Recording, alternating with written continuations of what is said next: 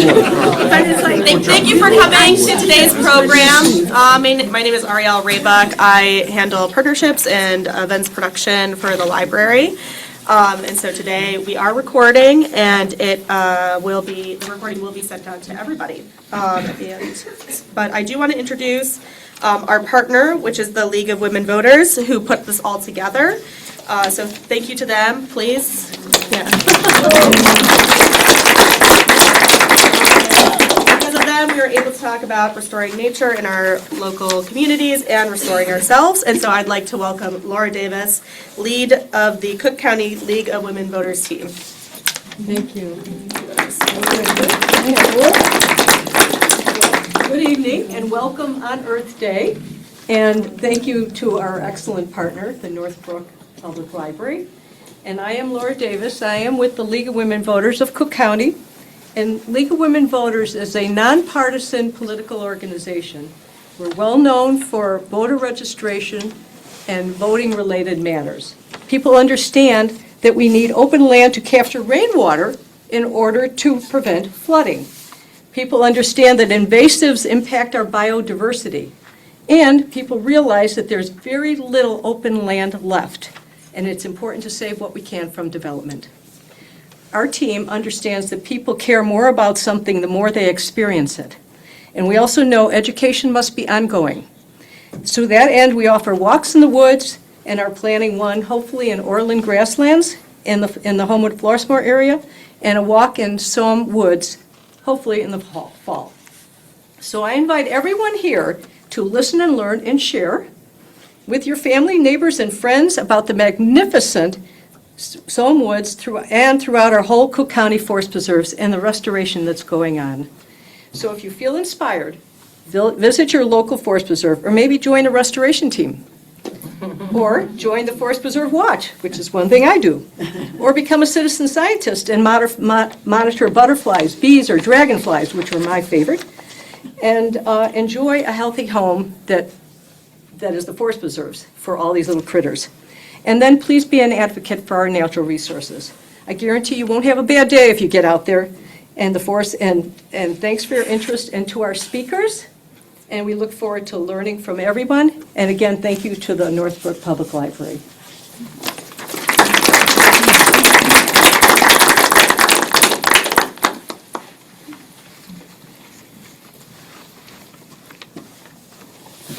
Okay, hello everyone, and thank you for coming. Happy Earth Day. My name is Becky Collings. I'm the Senior Resource Ecologist with the Forest Preserves of Cook County. I'm joined here today by my colleague, Anna Braum, and we will be presenting on ecological restoration in the Forest Preserves of Cook County. So today I'm going to be providing an overview of our ecological restoration program. I'm going to talk about where we're working and why we're working in those places, what we do in terms of ecological restoration work on the ground, how we've been scaling up that work since we passed the referendum that Linda mentioned, how we're monitoring some of the success of that work, and then later in the evening we'll talk about more ways that you can get involved through restoration and advocacy work. So taking a brief look here at the Forest Preserve's big picture, we'd like to start with our land acknowledgement statement. So the Forest Preserves of Cook County acknowledges that we are on the lands of the Council of Three Fires, the Ojibwa, Ottawa, and Potawatomi, as well as the Miami, Peoria, Ho-Chunk, Menominee, Sauk, and Meskwaki peoples. As a land management agency, we acknowledge we have played a role in shaping the histories of local Native Americans by acquiring this land. We also recognize, share, and celebrate their immemorial ties to the land. We commit ourselves to developing deeper partnerships that advocate for the progress, dignity, and humanity of the many diverse Native Americans who still live and practice their heritage and traditions on this land today. So the Forest Preserves as an agency, we were started in 1914, the first forest preserve in the United States. Today, the holdings of the Forest Preserves are just over 70,000 acres. Approximately 50,000 acres are in a natural state, about 5,000 is water, and lakes and rivers, and another 15,000 is what we consider developed land. These are things like picnic groves, golf courses, parking lots, trails, etc. Cook County is unique. We are the most floristically rich county in the state of Illinois. Over 1,200 vascular plant species have been recorded in Cook County, as well as 135 state-listed threatened and endangered species. Cook County is also the second most populous county in the United States. Over 5.3 million people call Cook County home. So we really have this intersection of both nature and people here. All the green that you see here on the map, these are the forest preserve holdings. It makes up about 11% of the county. And almost all natural land that remains in Cook County is protected by the forest preserve. So these are really islands kind of in a sea of urbanization here. The forest preserves, we have a range of different natural communities or natural habitats. Oak woodlands are our most common natural community, but we have unique places like Gravel Hill Prairie, we have Graminoid Fens, sand savannas, wet prairies, rivers, as I mentioned.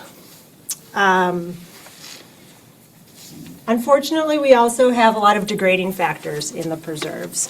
So these are just a few of the things that affect our preserves. We have things like altered hydrology. This photo here, this is from an outfall in Morton Grove, where an adjacent parking lot and shopping mall, about 40 acres of impervious surface, was outlet into the forest preserves, causing a lot of erosion and degradation of this area. This has since been somewhat repaired, so this photo is thankfully out of date. We have things like invasive species. We've had fire suppression in the forest preserves for over 100 years, so we have, in some of our preserves, we have an unnatural density of trees and a lot of shade on the ground. As I mentioned, a lot of our preserves are really islands surrounded by urbanization, and that influences the preserves in terms of connectivity and adjacent pollution. We have a lot of visitor use, sometimes some visitor abuse as well. And then some of our preserves, were formerly in agricultural use before they were acquired as preserves. And so we do have things like drain tiles and some impacted soil in some locations. So because our preserves are somewhat fragmented, habitat connectivity and fragmentation is a major conservation concern. One of our goals is to continue to expand the preserves from 70,000 acres to 90,000 acres, but there really are limited opportunities to make connections between some of these preserves because of the intervening neighborhoods and things like that. So ecological restoration is really one of the best tools we have for connecting and buffering high-quality habitat in the preserves. So although the Forest Preserves has been doing restoration and land management for a long time, a series of kind of recent-ish now plans have really helped transform our land management program. So to celebrate our 100-year anniversary in 2014, a group of civic leaders and staff from the Forest Preserve came together and developed our next century conservation plan. So the first 100 years of the preserves were a lot about land acquisition. And this really set the goal for the next 100 years. And there was a big focus on ecological restoration, including a goal to restore 30,000 acres to high-quality ecological health in the next 25 years. At the time this plan came out, we were managing or restoring about 5,800 acres. So that was a big jump in the goal. So then we worked with the Prairie Research Institute from the University of Illinois to develop these subsequent plans to identify where those 30,000 acres should be within the preserves, what would be our priority landscapes. They also put a price tag on what that would cost to do that work. And we looked at a series of criteria. In interest of time, I'll just go through these really briefly, but places which were large, things that had threatened and endangered species where we had already invested in management. These kind of rose to the top in terms of priority places for us to make that investment in restoration. So some of the things we are doing in these priority landscapes in terms of restoration, we do a lot of work in invasive species removal through brush mowing, tree thinning to restore adequate light levels to the ground layer, invasive species removal, and prescribed fire.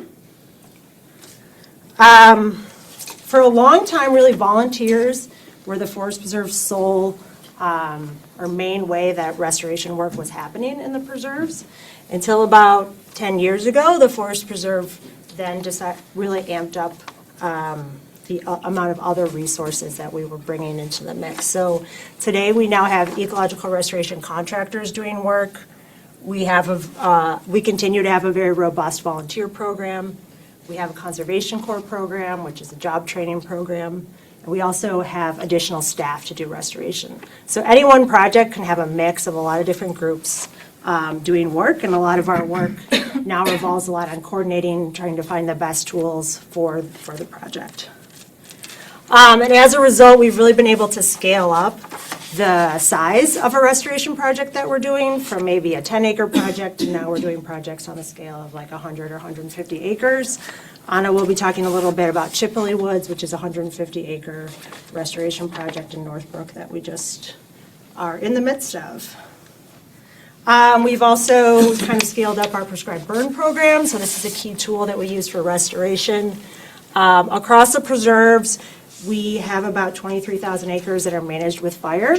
We typically burn about 8,000 acres per year, which ideally would be a fire return interval of every 3 years, which is pretty ideal if we were to get to every unit every 3 years. Okay, in terms of our ballot referendum, this is allowing us to do additional work in terms of hydrology projects, which tend to be fairly expensive. We are building a seed amplification program to grow more native species in-house. We've acquired an additional 515 acres of land in the last 3 years. And as I mentioned, we're scaling up our restoration work. So I'll turn it over to Anna. Okay, thank you, Becky. All right, so zooming in a little bit here to Northbrook. If you've been driving down Dundee Road recently, you probably noticed there's a lot of work that's underway at Chippewa Woods on the south side of Dundee. And this is actually part of our priority landscape. So Becky mentioned priority landscapes and some of the variables that we use to designate those. And the Somme landscape is number 7 out of the 14 or 15 that we have. And Chippewa Woods is actually outlined here in blue. So for each priority landscape unit, we also have multiple subunits. So subunit 4 is Chippewa Woods. The project area that's currently underway is about 200 acres total. It's been in 2 phases. So initially, we started work in 2019 on the southwest side of the site. So that's west of the river and south of the railroad tracks. That's kind of how I divide the site into quadrants. And we did about 50 acres there. That was through funding, internal funding, as well as funding from our partners at Friends of the Chicago River. And also currently, the current phase of work that's 150 acres has been funded in part by mitigation from the village of Winnetka. So as you can see, the site really has some special species. Eurybia macrophylla, the big-leaved aster, is very common there. This is a species that you don't find in most of Illinois. It's really restricted to the northeast portion of the state and really just a handful of counties. I associate it with more boreal ecosystems, so that's really a special thing to see there. The site also supports red-headed woodpeckers, which are Chicago wilderness priority species, and they really rely on oak woodlands to be sustained. So declining numbers of red-headed woodpeckers have been a concern for our region for some time. So restoring oak woodland is really critical for them and for lots of other species as well. One of the things that we do as part of our ecology team's work is we monitor vegetation throughout the county. We have permanent plots, and our goal is eventually to revisit all of them, but we have quite a few. At Chippewa in particular, we were lucky in that we actually were able to get some before restoration data, which actually doesn't happen that often. So we had our monitoring plot set up here at the right-hand corner, top right-hand corner. You can see what it looked like in 2018 before any work had happened, and there was very dense buckthorn, hard to really see much of the landscape. You're just kind of hemmed in by the shrubs. So if you're not aware, common buckthorn, very invasive. It's one of our biggest invaders in this area. So that was the top thing that we were clearing with contractors. And then the below picture is about 5 years after the restoration work took place, after we first monitored, and you can see how much more open it is, how much more vegetation is in the ground layer. So this is a way that we have of documenting the changes that are occurring. Okay. And just a couple more before and after shots. Similar situation here. Again, we've done about 67% of the site. I also want to give a shout out to the friends, some of whom are here tonight. They've also been working at Chipley on the southeast side. And I think they've completed, correct me if I'm wrong, about 8.5 acres. And there's another 5 acres that we're projecting for this coming winter. So that looks really good as well. Yeah, so look at this white oak was really surrounded by brush and has now been freed up. And hopefully we'll regrow some of its lower branches. Going back to this vegetation monitoring thing, very briefly, I'm not going to get into all of these metrics tonight, but suffice to say, we saw a real reduction in bare ground, which is, if you know buckthorn, you know that nothing grows underneath it. The bare soil is all you've got. So seeing this 27% reduction in the bare ground was really positive. And again, this is about a 5-year period that transpired between the two monitoring events. And then the percent native cover, also almost a 50% increase. So we were very encouraged by those results. Also, again, 42% increase in species density. So when we go out there, we monitor, we have these meter square quadrats. And so within those quadrats, we're collecting all of this data about how much space each species occupies, that kind of thing. So we're going to continue to do this monitoring. We're also going to do it on the newer part of the site where we've recently done restoration, and just continue to see how these metrics are changing over time. Okay, and this is another new thing that we've introduced recently, is photo monitoring, but beyond just the monitoring plots across the site. So we've established quite a few points, just looking at what the landscape was like prior to restoration. And so this is 2023. I will say that actually, although the photos I took as a follow-up were in 2025, this is really just a 1-year interval of work because these portions of the site weren't addressed until 2024. So you can see we're on the top of the ridge at Chipley here, looking down towards the river. In 2023, the river was not visible whatsoever. Now, if you drive by there, it's very clear where the river is, where the floodplain is. So looking down the slope in 2025, you can see that open floodplain. All the brush has been removed. Also want to note that we did also do some tree thinning as part of both of these phases of the project. So we've returned a lot of light to the ground layer, and so hopefully a lot more species will have enough light to grow. Okay, and just a couple more here. Again, you could not see the trees. I want to make a joke about seeing the forest for the trees, but anyway, you could not see the trees at all. And now you can really start to see that there's light coming in, and we're really just looking forward to continuing to see how this develops, continuing to monitor. Adaptive management is a really key piece of what we do here. So we're not saying the restoration is done whatsoever. I feel like we've made the first step towards bringing back some of these habitats, but we still have a long ways to go in terms of increasing plant species diversity, animal diversity, but we're really pleased with how things have gone so far. One last slide. Sorry, I have one last. Okay, he's got one more. Okay. So this is the last one, I promise. So in the last 10 years since we released our Next Century Conservation Plan, if you remember, we were managing about 5,800 acres at that time.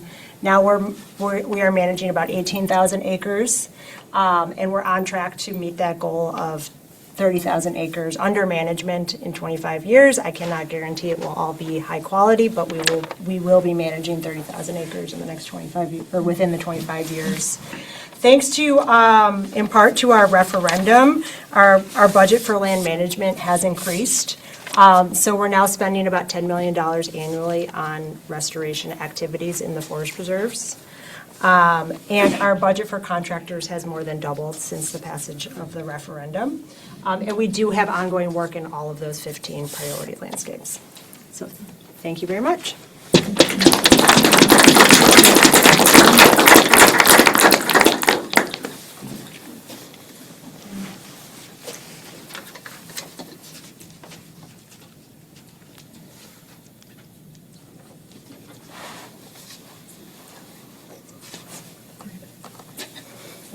joke.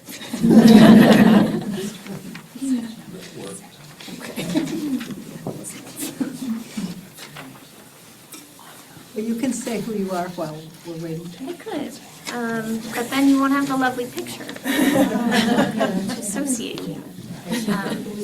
I'm Radhika Muralia. I'm with Friends of the Forest Preserves. I'm the program director, and that is not the right. It's just like I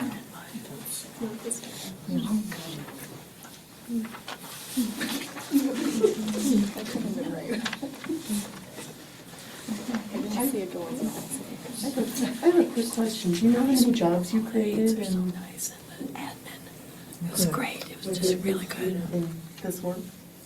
Is that a question anybody ever asked you? That is a good question. I do not know offhand, but we could probably find out and get that. We have added new positions to our department, but that's only a sliver of the work because The as you saw, contractors. we have a lot of contractors. That might be a nice thing to. Especially with that new bill. I'll take this moment to just see if anyone wants a card to write down a question. I'll collect them. You can just put your hand up and I'll come get any Over $1 questions. million earners. So how many jobs do we know? That it went to the right spot, rather than to the fund that you hope goes to the spot. And I think that's why we thought it was important to promote it. And I'm also in the garden, and we help.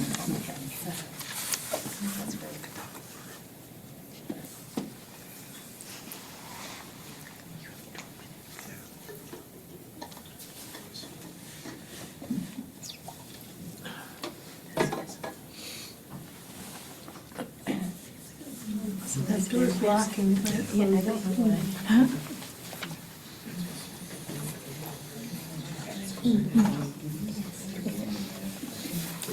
And then one question, is Chipley open for walking? Okay, because I know some of the trails were blocked. Yeah, so the trails, so first of all, the Forest Preserve are always open to walk trails. We are no longer maintaining those definition trails. Yeah.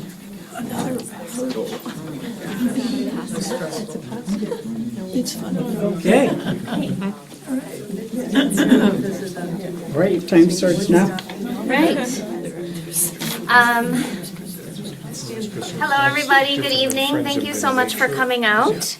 My name is Radhika Muralia. I am here to introduce you or refamiliarize you with Friends of the Forest Preserves. So I want to thank League of Women Voters for inviting us out to share our work with you. And Northbrook Library, we really appreciate you having us. So yeah, we're just going to talk about Friends of the Forest Preserves tonight. We have a little team here that will be presenting tonight, so we will do some introductions. Then I will give a brief overview of Friends as an organization, and what we do and why. And then we're going to have members of our Conservation Corps crew come up and tell a little bit about the significance of their work in their lives and to the land.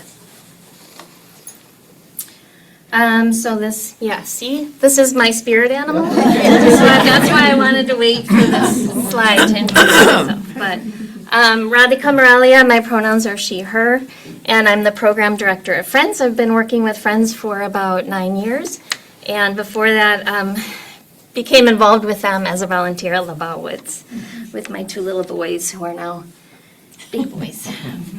Go ahead. My name is Jennifer Blandon. I'm the assistant crew manager for North Branch of one of our crew teams, and I use they, them pronouns. Hello, my name is Kirk. I am the North Floating crew member, which prior to this, I was also the South Floater crew member, so I've worked across the Palos and Calumet sites, and only recently have been able to work alongside kind of the North Branch sites, which, I mean, just kind of the amount of diversity of plants and animals has been very astounding. Kirk is, I think, our first crew member to have worked on all 4, we have 4 crews across the region. So don't ask me what my favorite site is, 'cause Thank you. Hi, I'm Sabri. I'm a crew member on the North Branch with Friends of the Forest Preserves. This is my spirit animal. I like how fast their heart pumps. I really connect with that. Thank you. Okay, Friends was founded about 25 years ago by volunteers and concerned citizens who wanted to make sure that the preserves were being managed carefully and thoughtfully. So our mission now is to unite people to protect, promote, and care for the forest preserves in Cook County so that land, water, and life thrive here. We are an independent nonprofit organization that works in a highly collaborative manner with the Forest Preserves of Cook County, with the Cook County Agency. Together, the Friends community is dedicated to diversifying the community of nature lovers and advocates, engaging people who want to dedicate their time in and help give back to nature, no matter what their level of experience. We envision a community in which everyone feels they have a place in the preserves. So our work really is, you can break it into 3 core areas, but they all very much intersect. So we advocate, we engage, and we restore. And those are kinds of the themes that are very much overlapping throughout all our work. But if we had to categorize them, this is how we would do it. So advocacy is at the core of everything we do. We are much more polite about it than this picture might indicate. But if there's something really bothering us, we will speak up. So again, advocacy is at the core of what we do. To protect. So we want to make sure that, we work in collaboration with the forest preserves to help out with relationships with townships and proposals for development and making sure that land grabs do not damage the preserves.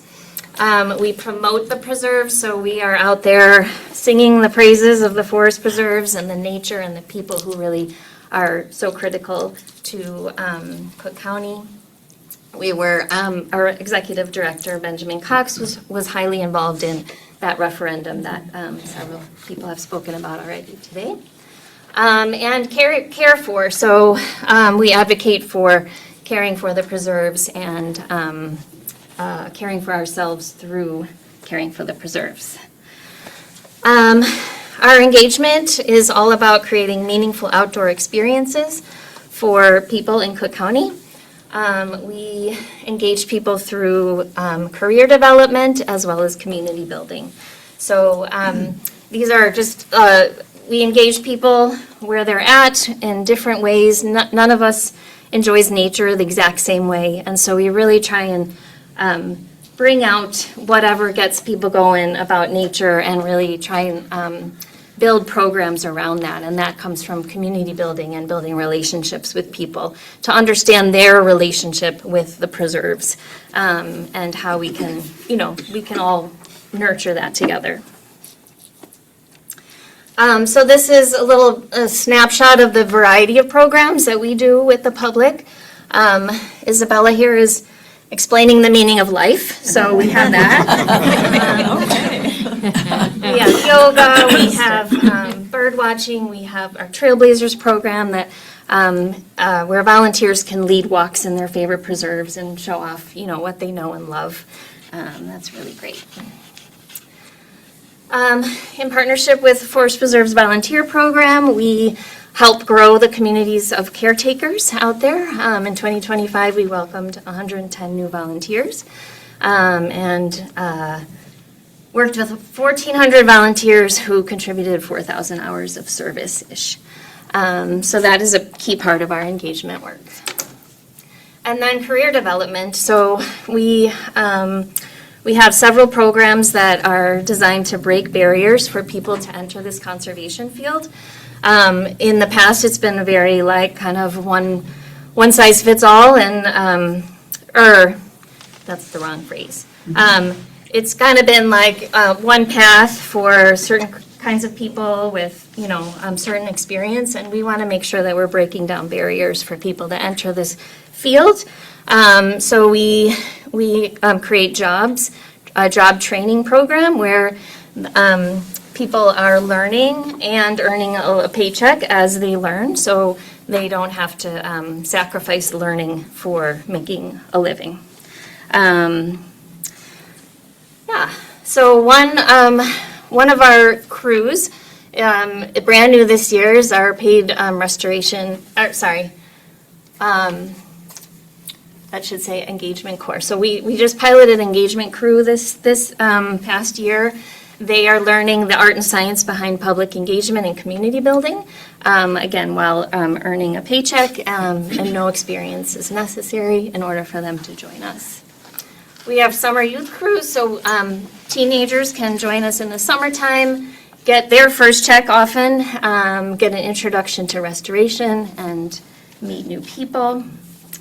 Our adult crews, again, get paid restoration training. They earn certifications. They gain universal job skills. They work all throughout the year, and no experience is necessary. And so, as you saw earlier, the crews are one of the resources the Forest Preserves of Cook County includes in their restoration plans to get the work done and to build the next generation of restorationists. I'm going to speed through the next few because I feel like you're going to raise the flag on me. You good? 5 more minutes. Take it easy. Okay. So the Conservation Corps crews are out there conducting invasive species treatment and earning certifications in chemical, mechanical, and prescription burn treatment. With native seeds, they collect native seeds, process them, spread them, and then we always try and remember to celebrate after any of this hard work. And then remember the three main focuses of our organization: advocate, engage, and then restore. And restore means so many different things when we're working in the forest reserve. So we're talking about restoring habitat. We're restoring resilience to climate change. We're restoring the health of ourselves, our own bodies. We're restoring community and, ourselves, mental health, everything, our connection to the land. So now I'm going to hand it over to Sabri. Are you going first? Yeah. Wonderful. Thank you.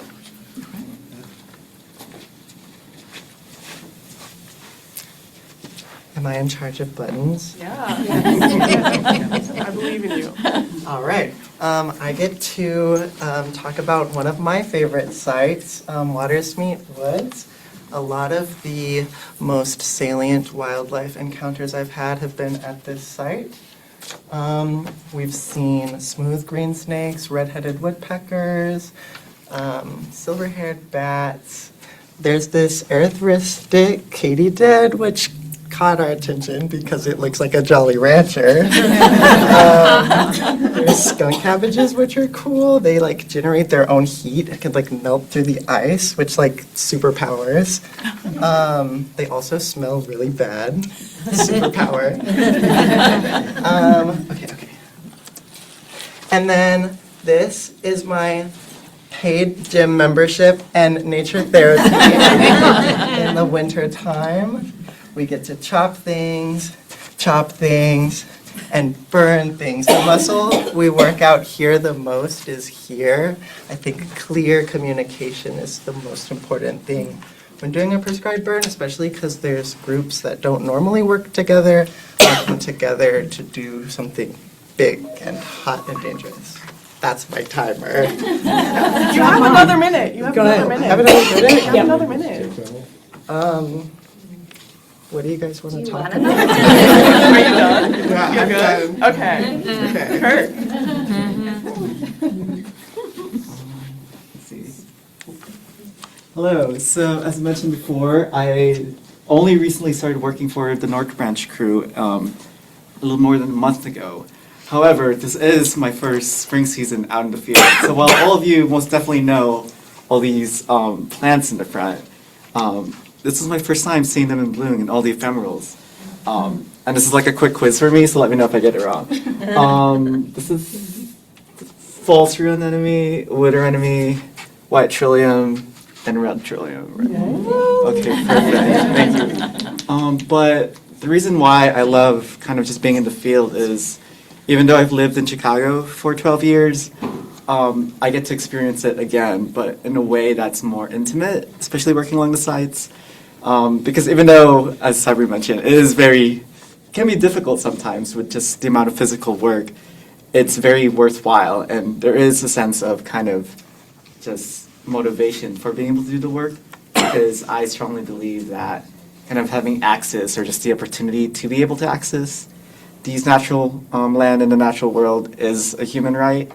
And I feel like it's a good bridge between human communities as well as kind of the natural world, which I believe is really nice because it does foster empathy as well as kind of just overall curiosity. And so I think it's really great that we're kind of just being able to expand not only the areas of kind of the preserves themselves, but having that accessible to everyone, especially kind of marginalized communities. So that's why I continue to do this work. That's great. Thank And you. then lastly, for our assistant crew manager, Jennifer. Hello, hello. It's been so long. So I have quite a bit of conservation work background. This is my 3rd or 4th year. It's hard to keep track once you fall in. Of conservation work, I've worked all over from Michigan to in Minnesota up by the Boundary Waters. But as I was up there, I was like, I miss where I grew up. I grew up here, and I decided to bring my knowledge home. And I found Friends of the Forest Preserves. And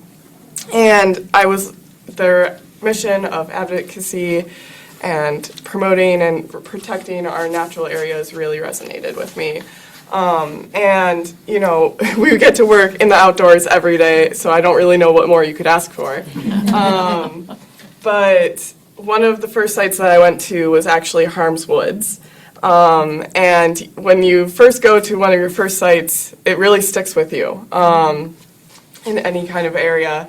And this is a nature preserve, which is the highest protections that an Illinois forest preserve can get.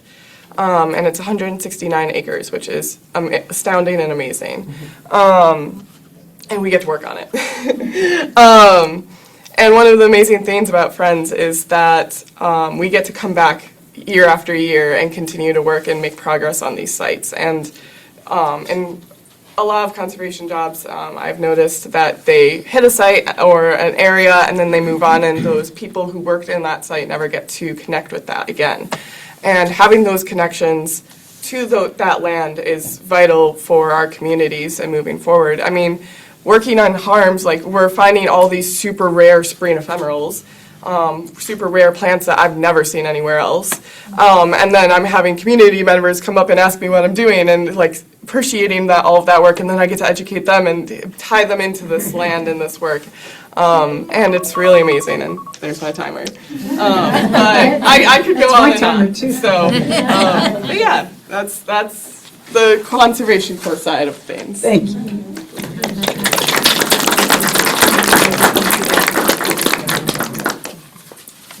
Okay, Friends is highly collaborative and cannot do any of our work without, and don't want to do any of our work without partners.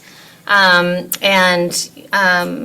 I just want to reiterate how great of a partner Forest Preserves of Cook County is, and we do all this restoration work under their guidance and their ecological goals and protocols and such. So it's a beautiful collaboration that we have.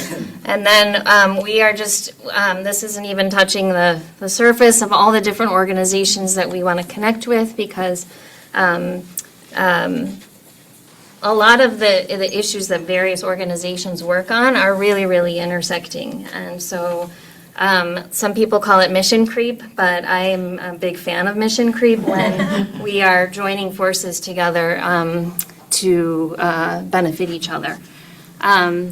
So yeah. thank you to all our partners and a lot of volunteers in this room are key partners as well. So great to see you all. We would love to have you join us as part of the Friends community. Our website is fotfp.org. And yeah, I just had to get this picture in, so there's some words. Become part of the Friends community, for the earth, for yourself, for the community. Volunteer, join an event, just say hello, and of course donate. All of our programming, especially these paid jobs that we support for people to learn about restoration and conservation in general and about themselves, most of our funding needs to go toward their salaries. So our membership and donations from supporters are really, really important to this work. Hi,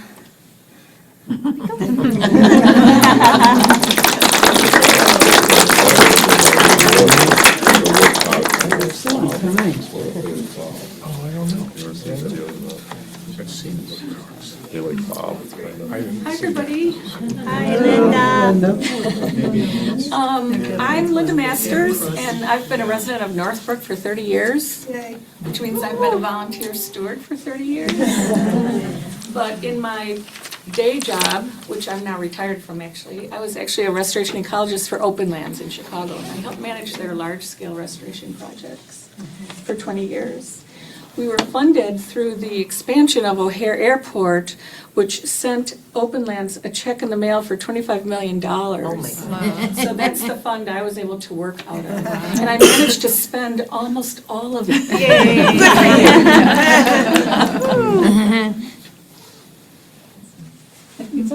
Yeah, I'm sorry, I'm just sharing with you.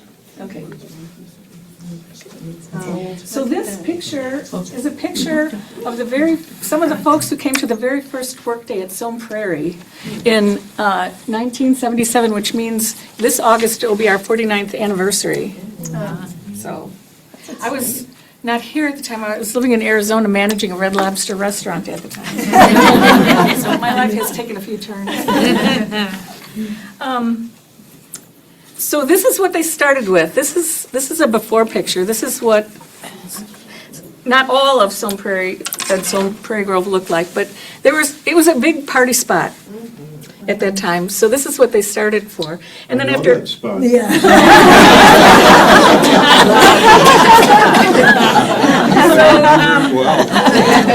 after 49 years of doing stewardship work at these sites, this is what we have now. We have prairie and woodlands, of course we have wetlands, we have a variety of different habitats, but a huge change. So how did this happen? What the heck did we do? One of the first things we did was, from the beginning, we mentored with the Forest Preserve District staff and their go-to experts such as Dr. Betts. In this picture, there's a picture of a young Stephen Packard. There's Sam Gabriel, who's a chief forester. Sorry, we got their backs. I did not take this picture. Roland Eisenbeis, who is the superintendent of conservation. Dr. Betts, who is a northeastern professor and a prairie expert. And then Joe Nevius, who was landscape architect at the time, who later became the general superintendent. And Larry Hodak was the one who took the picture, who's also a volunteer, who's also still active.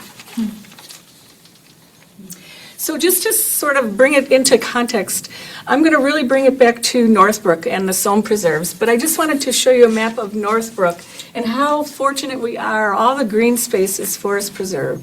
So to the west, we have a huge complex of Forest Preserves. We have the Somme Preserves up here, Chipley Woods, Botanic Garden, and the Skokie Lagoons to the east. So we're just surrounded by nature. We're really fortunate.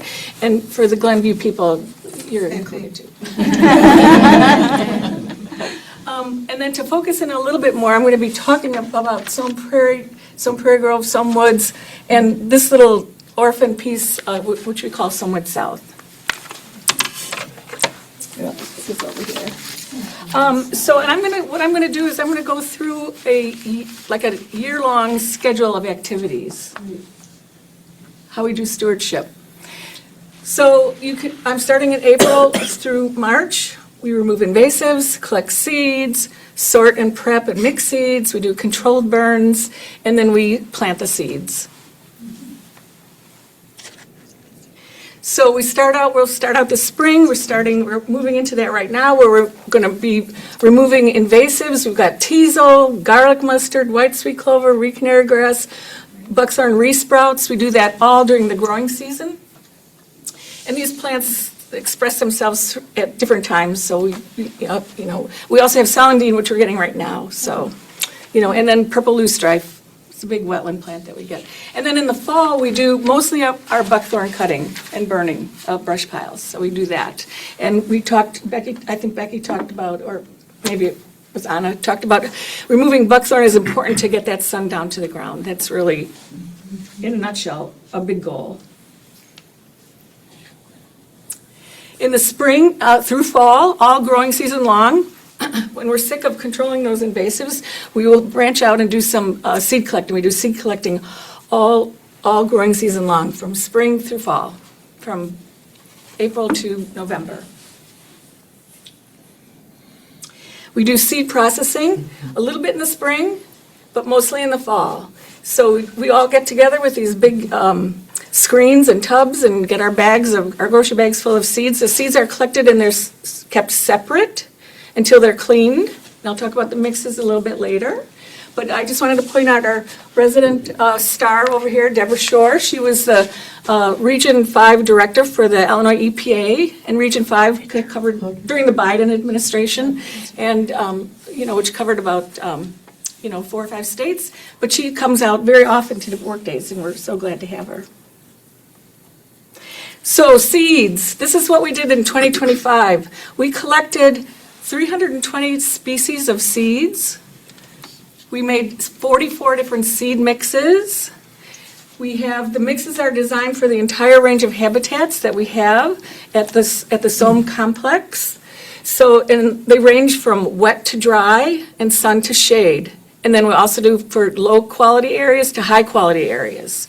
You don't want to start in your newly opened up, cleared areas with really high quality seed. You really want to get that, things kind of cooking for a while, and then you can come back in, and we always add, we overseed and more what we call conservative species later.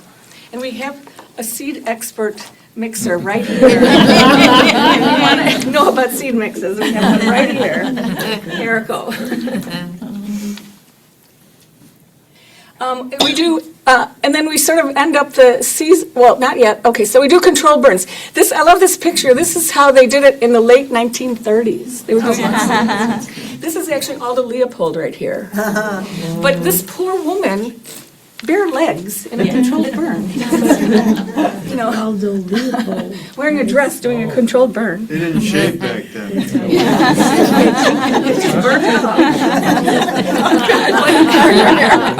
But today we have much more sophisticated equipment, and it's managed by the Forest Preserve District staff, assisted by trained volunteers. We also have another rock star, Kent Fuller, who's here. He's featured in this. We're handling the drip torch. But our classes, you can get trained to participate in these controlled burns by taking a class that the Forest Preserve provides. And so you too can lean on a rake.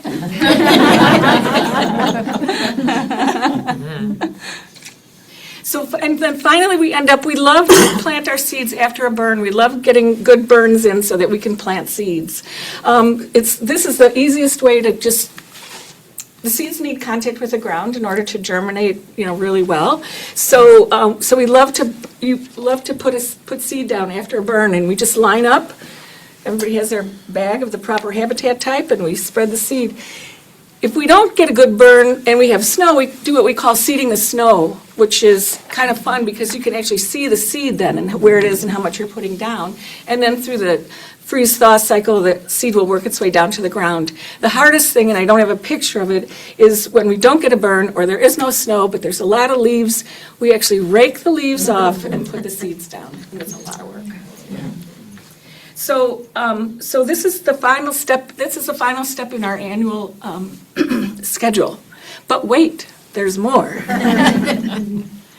So This is our statistics for 2025. We had 500 individual volunteers. We did 8,000 volunteer hours on work days. We had over 2,200 workday hours, and we care for 14 endangered and threatened species and plants and animals.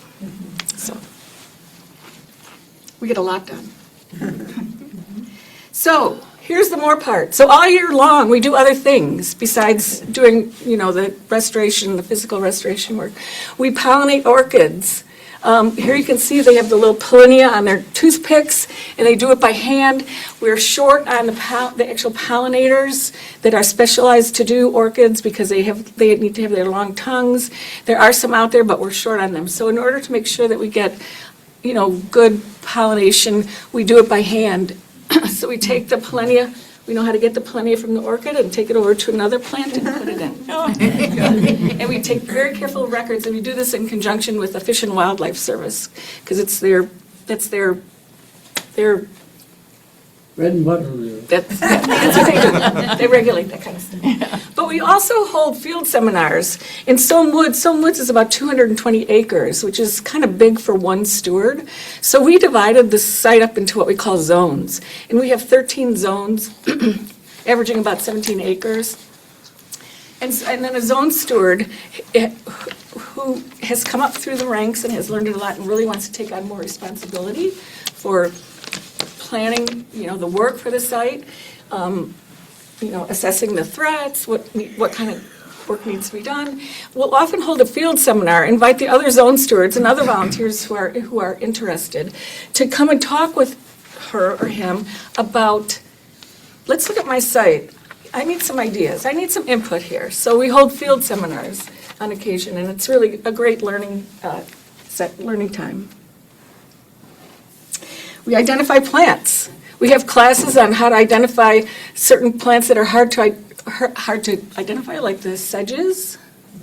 If you know what those are, they all look alike to me. So, and we just spend a lot of time learning. It's very important. We also monitor the ecosystems. We need to know what we are doing. Is it working? Are we helping? Are we making mistakes? And so we monitor our ecosystems to help us inform us on how we are doing with our work. We do community outreach. It's really important to build culture through education. And this also provides a lot of local support. So we do a lot of outwork. This was a special invitation for Soame Woods Earth Day. Don't look at the date, it's not this year, this was in the past. And then we also do a lot of tabling at a lot of local Northbrook events. And we celebrate.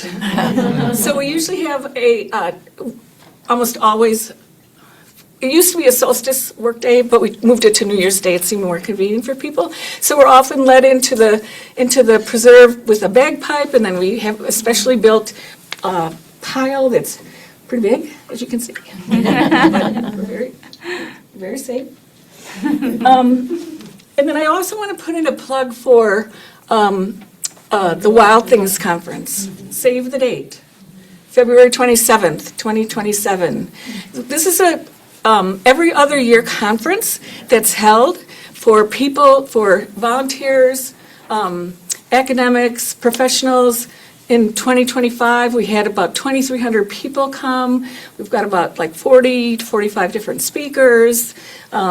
It's a really wonderful day, time to come together, to share and learn. And so it's like, as somebody told me, it's sort of like a bunch of ants kind of getting together and touching feelers and kind of going off and spreading that information around.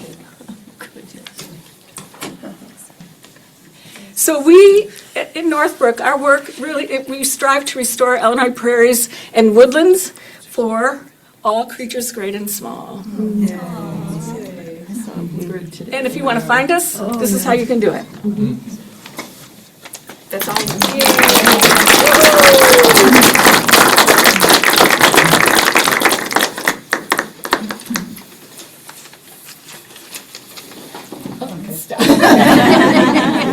This is what we do at debates. The League, as you may know, across the country often helps facilitate debates. And thank you to Sue Gregory, the president of the League of Women Voters of Glenview Glencoe, who was doing the timing. And thank you, the speakers, for putting up with it, because it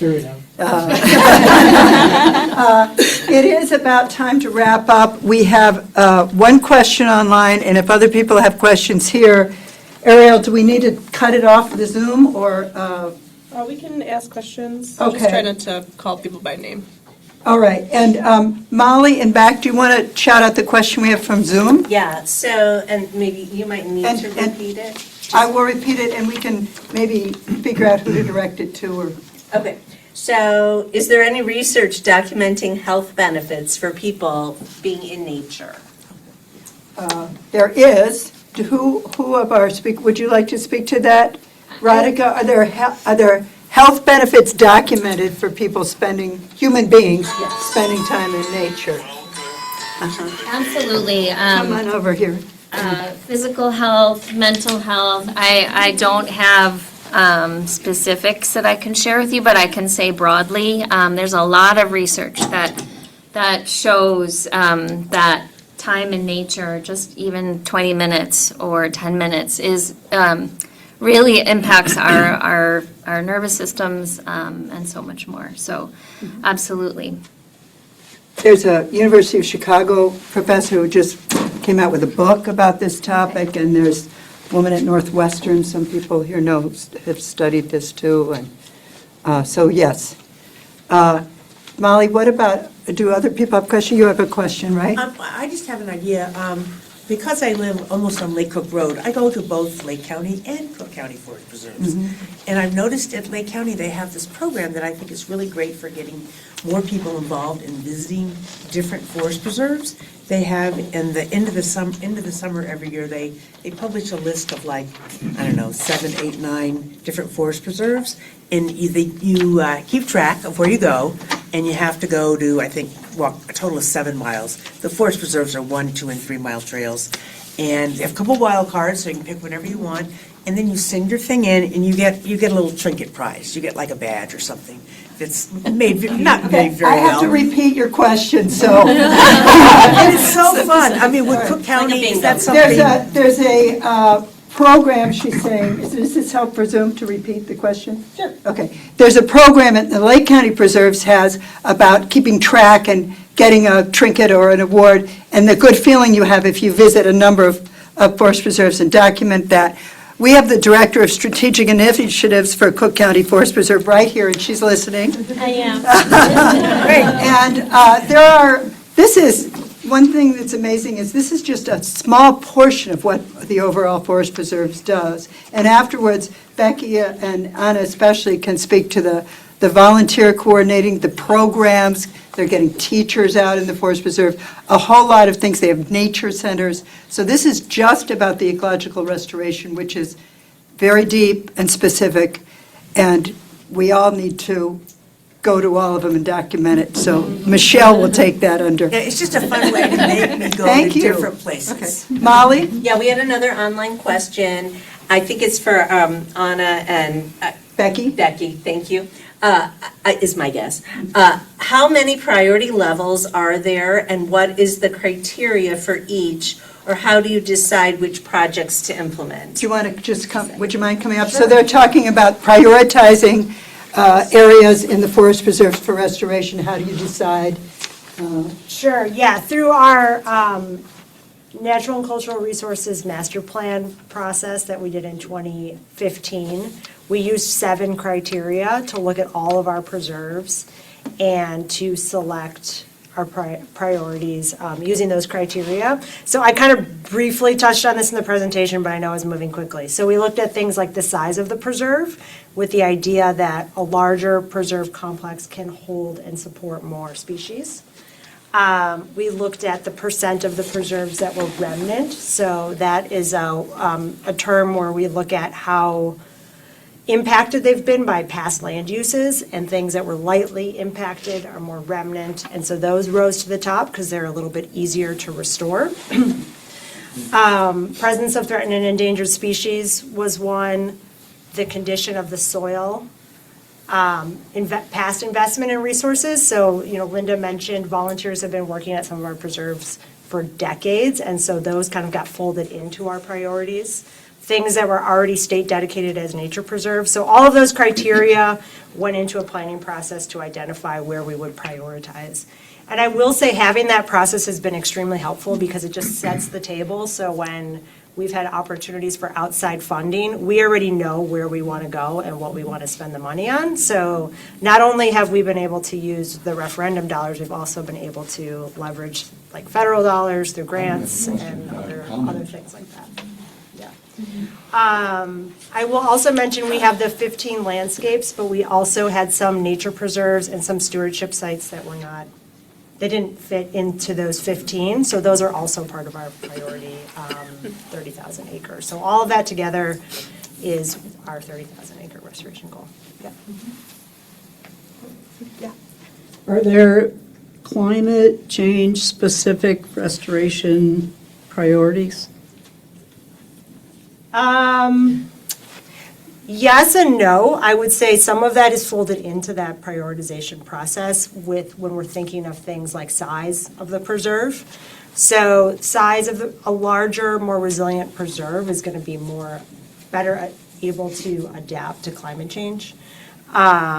But we are not doing like assisted migration of species from, southern Illinois to here or things that are really drastic. We're trying to restore the health of the preserves that we have to the best of our ability so that they can be more naturally able to withstand, Like flooding? wild weather, flooding. Absolutely, yeah. I know Kent has a comment. Does anybody else have questions? Carol? Sometimes there's a disconnect with the public, and, I know that I drive down Dundee and imagine how beautiful it's going to be, and to other people it looks a little like destruction. And so my neighbor had flooding in her basement for the first time ever, and in her mind has connected that you cut down all those trees and now it's not absorbing, and, her basement flooded. What's a response Can I to just that? repeat the question? Yeah. Also, maybe Linda has some good comments because it's specifically, but the question is about how do you respond to people who may not think, oh, this is wonderful. There's a long history of people criticizing restoration techniques and a lot of resilience in the whole forest preserve community. So maybe Linda or also. Take a stab at it. And is there a middle time when maybe the forest preserve isn't absorbing as well as it Yeah, should I with mean, the trees? stormwater is a major issue across Cook County. So 73% of all water that falls in Cook County passes through the forest preserves. Our preserves have been acquired along rivers. So you will see as you drive down Dundee, the water is at the level of the road. So without the preserves there, if there were homes there, that would be in those basements. So the forest preserve is providing a huge ecological, we call it ecosystem services or public benefit by just existing as open space. There was a analysis done by CMAP, the Chicago Metropolitan Agency for Planning. It's a little outdated now, it's about 10 years old. But at that time, they estimated $429 million in ecosystem services annually by the forest preserves existing, and in today's dollars, it's over $600 million. So that's one thing, is just the actual preserves are absorbing water. In terms of connecting what you're seeing to what's happening in your landscape, I mean, I heard the wettest April on record, and it's not over yet. We've had 10 inches of rain in like a 12-day period. So, that's really what's driving flooding patterns, not necessarily what's happening in the preserves. But I understand that people like to, draw their own conclusions. I mean, I think it's a hard sell sometimes with restoration because it does take a little bit of patience. It's not immediate, and people don't like change. So you have kind of two human behaviors kind of just naturally against ourselves. And we kind of debated that. Should we leave a buffer along the edges of preserves so that, people are not seeing it, basically. But then most people do interact with the preserves by driving by. So once it's nice and restored, we want people to see that too. So I'm just hopeful that people will be a little patient. And in a few years, they won't even remember what it used to look like, and it'll be the new normal, so. Linda, do you Yeah, have and any it- thoughts? Linda also her restoration project was in Deer Grove, which is a huge, beautiful, wonderful place to visit. It's a forest preserve west of us, so you must have had neighbors also wondering what the heck you were Yeah, they doing with wondered, that yeah. large project.